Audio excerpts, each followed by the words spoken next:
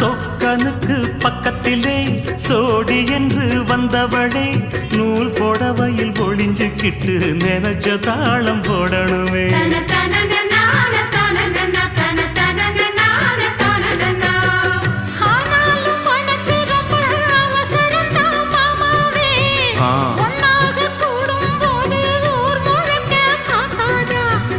பார்த்தாலும் தவறு இல்ல பனியுறங்கும் ரோசாவே உன்னால சொத்த வச்ச மூக்குலதான் வைக்காதா.